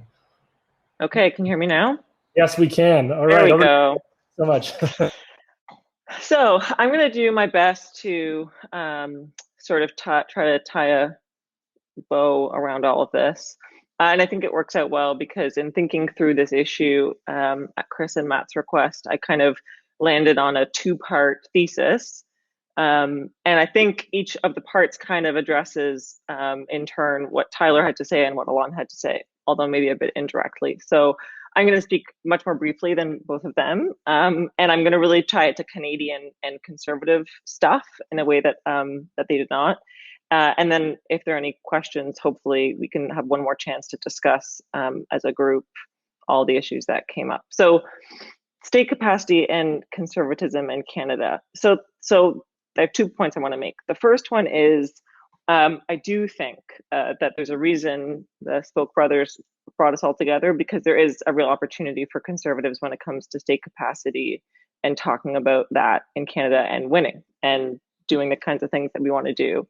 But I commented a bit differently from Tyler, so this is where I address the Tyler point. I think that using the language of state capacity is unhelpful. And it's not because I don't have the same sort of similar goals, I do, or see the similar opportunity, but I think it comes at it the wrong way. So I think that we're in an interesting moment in global politics, global economics, geopolitics, et cetera, that everyone's talking about. I don't need to explain it to people, where the sort of liberal free trade agenda of the West has come under question, and the liberal consensus of Western countries is really being questioned. And when I say liberal, I mean small L liberal. And that's manifesting itself in different ways in different countries. We're seeing populist uprisings all around the world. In some cases, they're electing, we elected Donald Trump, a populist president in the United States. We have more traditional conservatives being elected with these tinges of populism, like Boris Johnson in the United Kingdom and Scott Morrison in Australia. And I think this moment's really important for conservatives in Canada, and I don't think we should ignore it. And I think if we do, we risk bringing a proposition to voters, a political proposition to voters that won't be of the moment and won't speak to people's real concerns and where people are standing. So I'm very much in the camp of conservatives in Canada who think there is a realignment that's happening, and there needs to be a realignment among us. And so, getting to Tyler's point, I don't think a traditional libertarian set of messages and policy proposals will be adequate to speak to the feeling of voters in the midst of this realignment. Now, does that mean that we should put forward what Tyler's calling state capacity libertarianism? Maybe, but I wouldn't call it that, and I wouldn't be driven by that, because while what I would suggest we do would probably mean a bigger role for the state, and it would probably mean a bit more trust and a bit less skepticism when it comes to the state playing a role in politics. I don't think it should be driven by that as an objective. I think it might be a necessary outcome. I think it should be, frankly, a little bit populist in nature. I think it should be grassroots in the sense that it should be driven by trying to get at what will make people's lives better. So the thing that I think has made Boris Johnson, for example, to take an example that we might want to mimic, not an example like Donald Trump that we probably wouldn't, or at least in my case, I'll speak for myself, I guess. I think the thing that made Boris Johnson's campaign in the United Kingdom so successful, I mean, there are lots of factors. Brexit is the biggest one. But when you look at the realignment of voters in the United Kingdom, Brexit's over. He's about to enter into a by-election where he'll probably take even more seats, or another seat from Labour, just further solidifying how much Labour and working class voters have realigned from the Labour Party to the Conservative Party in the UK. And the reason he's been successful in doing that in a general election, and I think for many years to come, is because he's listening to what they actually want. And that might mean a bigger role for the state in building rail in Northern England, which has been chronically ignored by London for years and years and years. But those people are not saying, I want a bigger role for the state in my lives. They're saying, I want to be taken care of. I want my life to be better. I want things that are important to me. So I do think that state capacity should be something that we're open to as conservatives, but I don't think it's the language that we use, because I think it pushes us to come up with policy that's top down instead of bottom up. So that's the first point I want to make, and I can expand on that further. And it's kind of, I suppose you could call it a retort to the state capacity libertarian thesis of Tyler's. And obviously, we have to be very particular to Canada. Second point I want to make is how do we actually do that, and how do we do it successfully? So, Alon talked a lot about cost and the cost of building infrastructure and rail. And as much as I think we in this discussion are horrified by the disparities between things costing hundreds of millions of dollars versus $300 or $400 or $500 million, I don't think that that's a vote driver. But what I do think is a vote driver is whether you can or cannot get something done. And so when I think about how to bring forward that successful conservative vision that's going to help get us voted for and then help us get things done, I don't think it's necessarily about being less political. And I also don't think it's about being less bureaucratic. I think sometimes as conservatives, when we look at the state getting things done, we tend to think things are too bureaucratic. Their regulations are too significant. We also, I think, ascribe, maybe not unreasonably, a character to public servants of trying to stop things, trying to get in the way, slowing things down, questioning things. And so I think that dismissing things as being too bureaucratic is not the way to go. And I also think dismissing things as too political is not the way to go. I totally get why, when it comes to transit, particularly in the city of Toronto, I grew up here. I mean, you look at the Scarborough subway alone, obviously, the politicization of specific infrastructure and transit projects has been a major issue. But I think being political and being successful in being political can sometimes really help when it comes to getting things done. And that's because I think, and this is a long way to make my second point, which is I think a strong vision followed by a strong mandate is the single best way to get things done. And that maybe sounds obvious, but I'm going to use the example. There'll be some people on this call, certainly if Alistair's on, he'll know what I'm talking about, and much better than I do, and probably a few others as well. But I want to quickly just speak to the example of Mike Harris when he became Premier of Ontario. I was not around at that time. I mean, I was around, but I wasn't old enough to be heavily involved in politics. And so when Doug Ford became Premier, I read, at someone's recommendation, a book called Cycling Through Saigon about the transition of the Mike Harris government into power and how that worked. And it's really written from the perspective of the civil service at the time, public servants, preparing for a very serious change in government from the Bob Rae NDP to the Mike Harris Progressive Conservatives. And by all accounts, and people have a lot of problems with Mike Harris for a lot of reasons, certainly on the left, but by all accounts, the sort of academics and the people who studied the technicalities of the transition and then the first couple of years of that government, it was just a resounding success in terms of getting things done. And everyone sort of agrees that the reason it was so successful is because you had a leader and a political team who had a very crystal clear agenda, supported by a very crystal clear vision, practical things that would need to be done that would ladder up to a vision of how to help people. A public service who had the time and the clarity of that platform, which was communicated to voters very, very early on, to study it and become prepared and figure out, okay, if these guys win, like, how are we going to do this? We need to be prepared. It's our job to do what the government of the day wants us to do. And then the government came in. There was a dance. I think the government sort of said, the newly elected government said to a lot of public servants, you're up for these jobs as, deputy ministers, assistant deputy ministers, senior roles in cabinet office. But, we need some confidence that you want to execute our vision and help us get things done.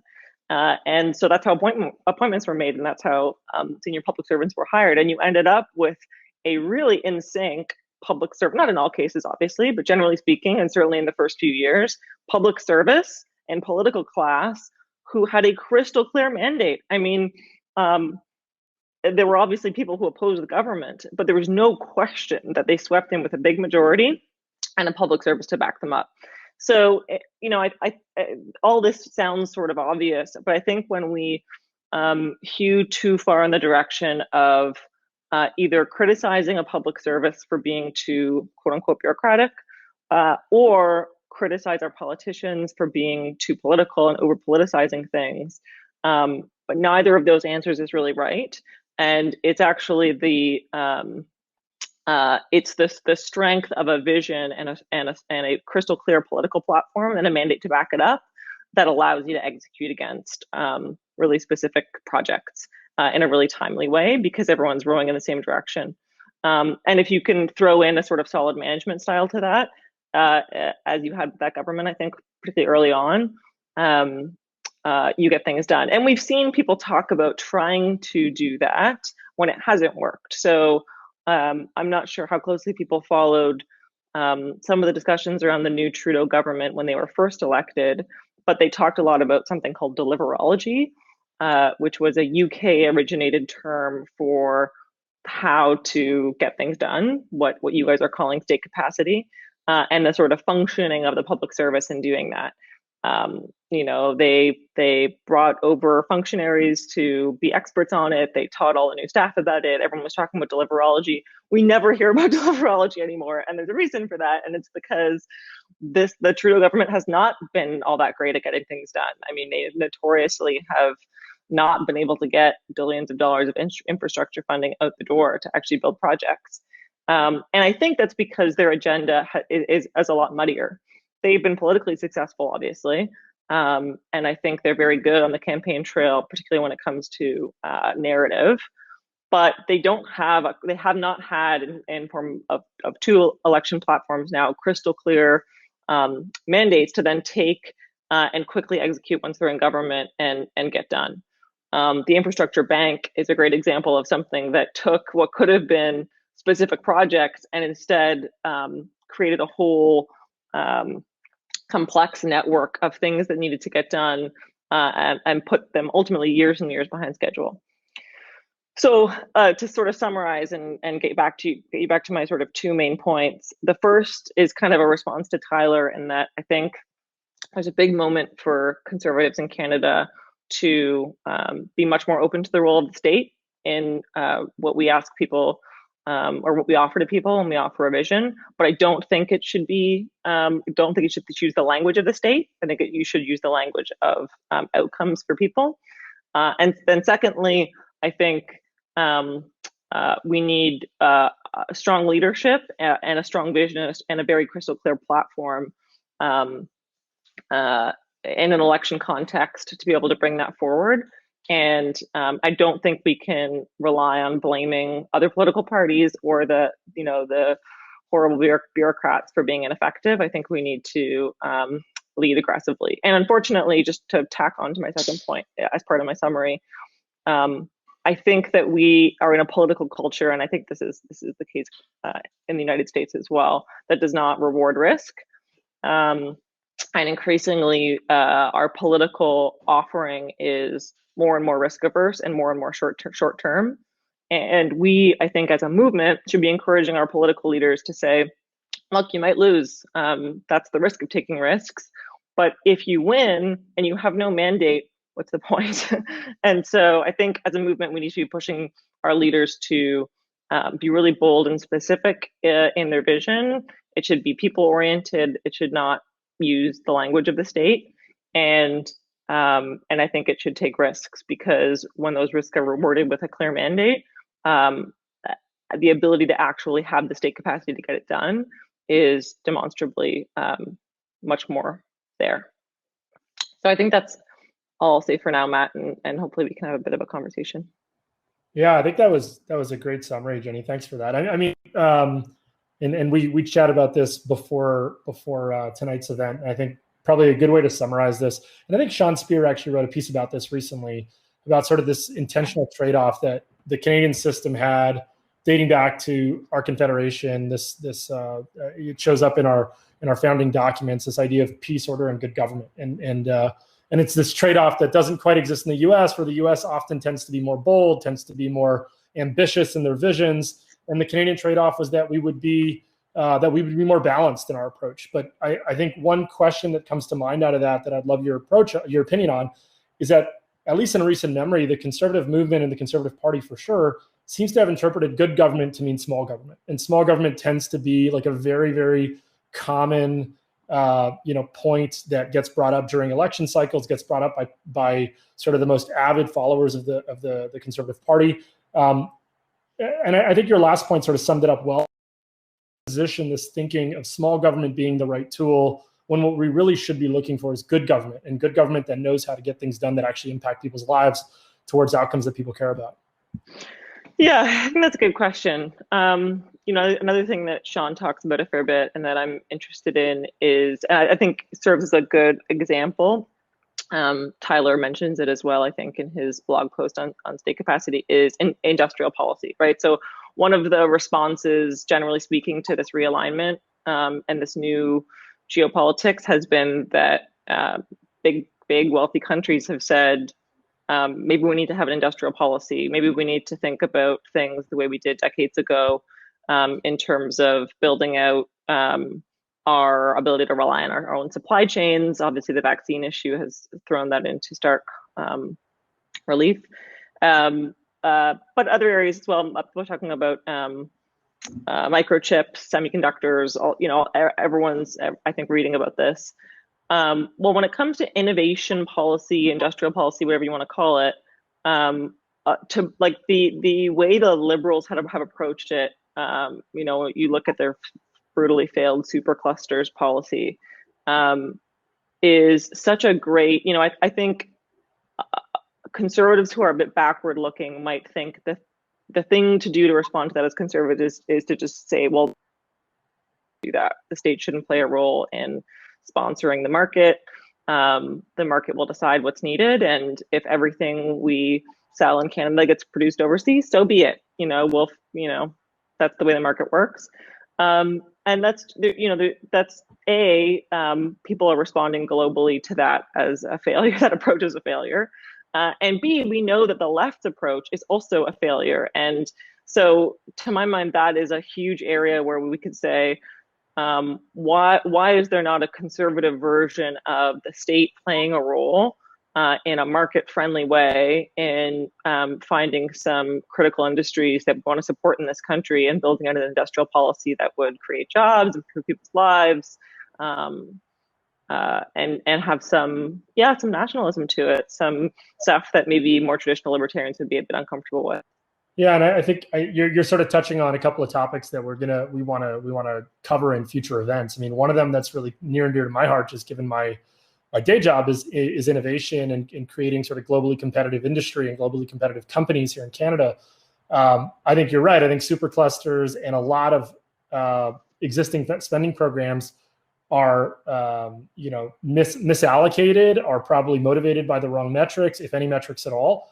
But I don't think that the solution is necessarily, dismissing the idea of government support for certain key industries. So I'm curious, actually, there's another topic that we want to cover in a future event around immigration. And, one thought that comes up to me is, immigration increasingly today is becoming a competition, a global competition for the world's best talent. Where do they want to go? What countries do they want to resettle in? And who's going to benefit from sort of the innovation and ideas and skills of future immigrants that might come here? They might go to Australia, they might go to Europe, they might go to the US. And it feels like all these things sort of compound on top of each other, because if you're an innovative would-be entrepreneur, these types of environments impact how you make your decision. Where am I most likely to find success? Where am I most likely to find an environment in which I can thrive? Does this topic of state capacity in your mind give us an opportunity to create a better brand, a better international competitive brand for Canada when it comes to immigration, among other things internationally? Like, does this help elevate Canada in the international realm? I do. I would caution, again, the challenge of the state capacity language is it becomes about the state. And that's not how people make choices, right? They make choices. I think this should apply to our domestic policy and to the point you just made about attracting immigrants. Cost of living, housing, just to bring up another point that you want to make. I've got clients who work in the tech space who a big thing that they talk about when they talk about attracting workers, they could be Canadian workers or foreign workers to come to Canada, is the city that they want those people to come and work in has to have affordable housing, it has to have transit, it has to have childcare, maybe if they have children and want to support their families. And so I think that that sort of citizen worker first approach that is not afraid of the role of the state at all, because I think for all, in Canada, I think we all agree that there's going to be a role for the state in transit. There's going to be a role for the state in creating a zoning and approvals environment where housing can be created. There's going to be a role for the state in supporting the cost of childcare.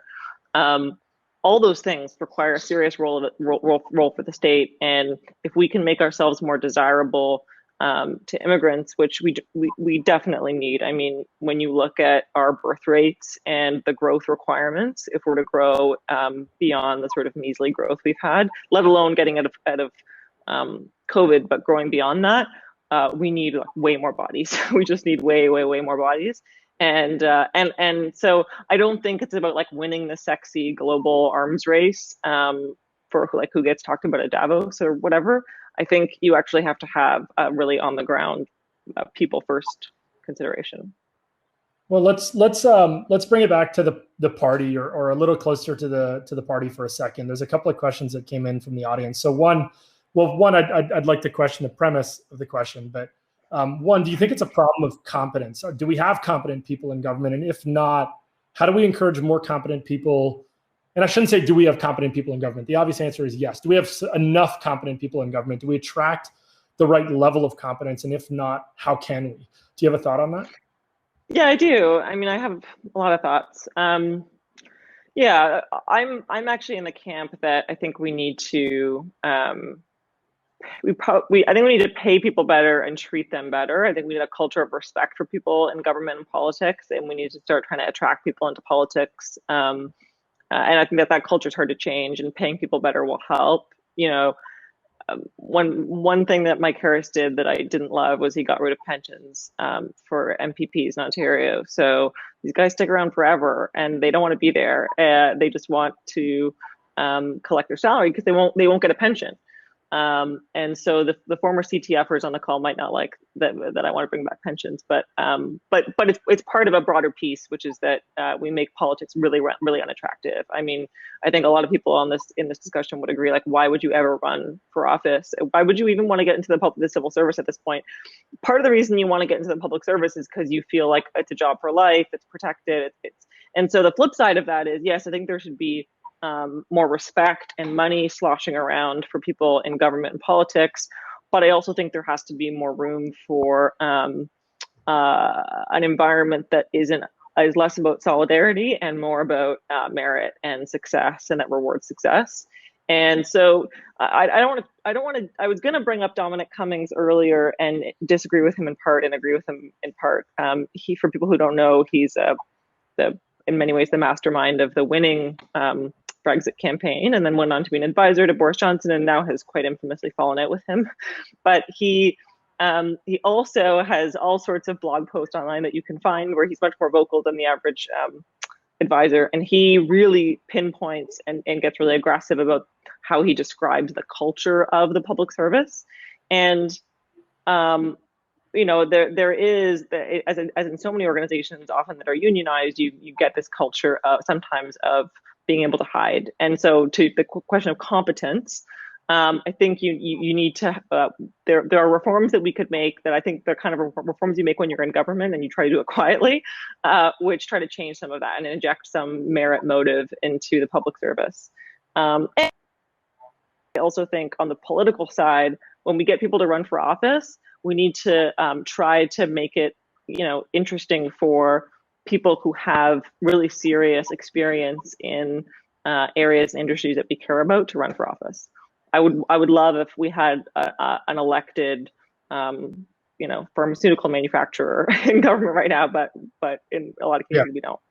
Well, and you know, this next question is a little bit more on that political side, but and by all means, I don't know how close you are to the people that surround this circle, but from anonymous, I'm not surprised this question was submitted anonymously. I'm astonished by the lack of good policy ideas and vision coming from Aaron O'Toole. Who is he surrounding himself with? And I guess just my context on top of that would be, are we attracting the right people into the political side of the conservative movement? Are we doing the best we can to attract the best people? No, and that's not a statement on Aaron O'Toole or his people. It's a statement on our party, and I think it's chronic. And I think it has to do on the leadership side and the people advising the leader. I think it does have to do with risk and time. I think we're in a political culture that is so obsessed with winning the day or winning the minute or winning the hour, and no one is willing to take any risks. So a lot of people in this group will be fans of Ross Douthat, and I think his whole thesis on decadence and our being in a decadent society, which largely, we've been too successful, like we're too wealthy, we're too comfortable, and it means that we don't have to have big ideas and we don't have to take big risks. And so you don't hear a lot of politicians coming out with big, bold ideas. I think part of why Joe Biden's been so successful in his first 100 days and beyond has been because he's been really, really aggressive in doing a lot of things really fast, really early. And we're not seeing that at all in Canada from any of the parties, certainly not from the Conservatives.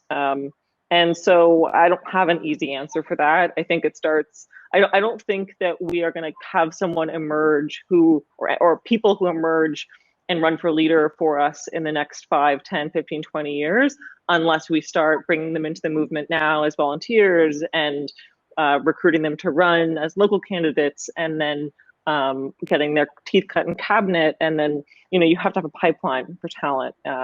And our party's pipeline for talent is not good.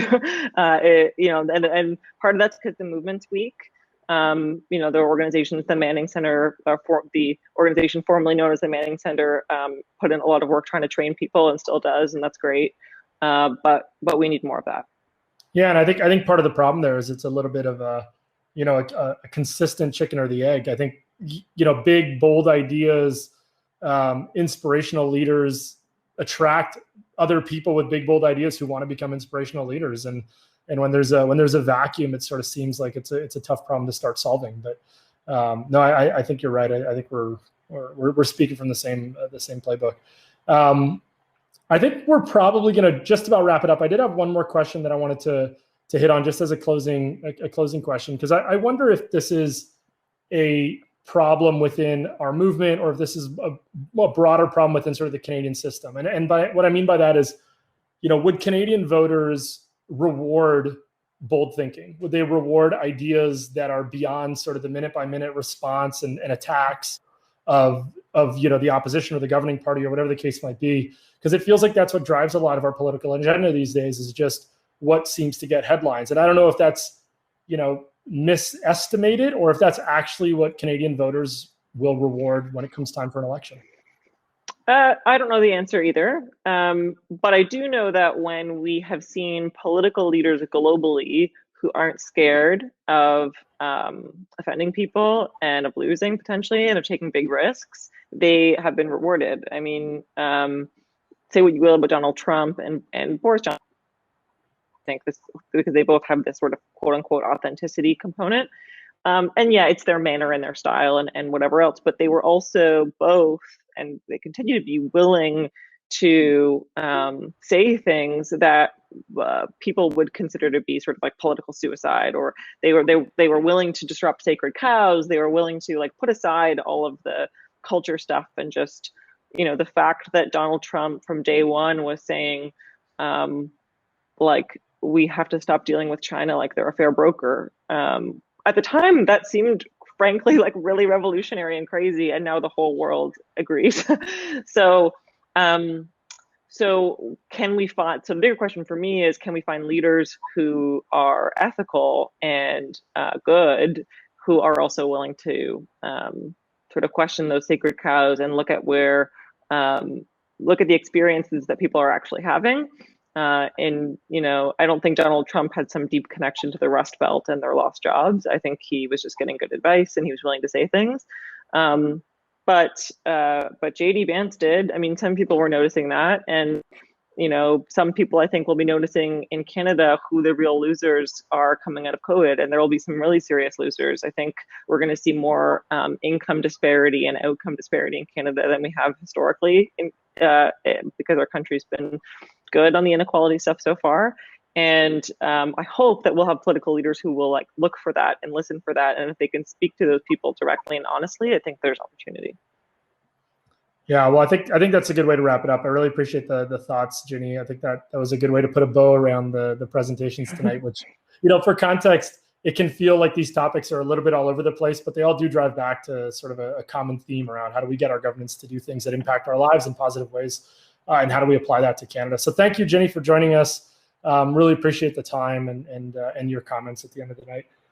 So I'm gonna just close with a couple of last comments for people to take away, and mostly to set expectations for where we hope for this to go.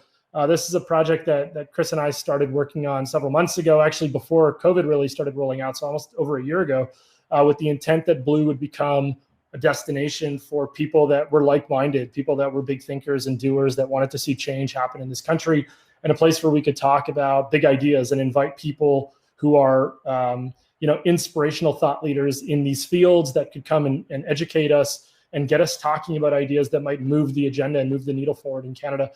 This is the first of what we hope will be many. Hopefully not too many that will have to be online, and hopefully we'll get back to a time when we can actually gather in person and turn this into a real destination event for like-minded people across Canada.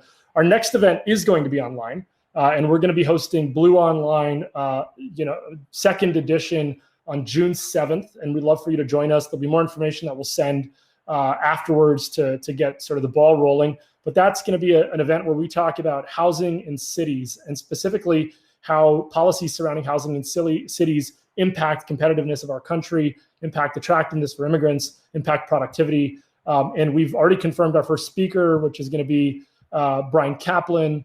Brian is an economist from George Mason University, author of the soon-to-be-released new book called Build, Baby, Build, The Science and Ethics of Housing. And similarly, we'll probably follow a similar format where we will also bring in a balance into our agenda to make sure that we're driving the topic home to the Canadian context. And so with that, we'd love to have you join us on June 7th. We'll follow up with more information, and looking forward to getting the ball rolling to make Blue a more consistent venue for us to have these discussions and hopefully have important debates over the years to come. Thanks everyone for joining us, and we'll see you next time. All the best.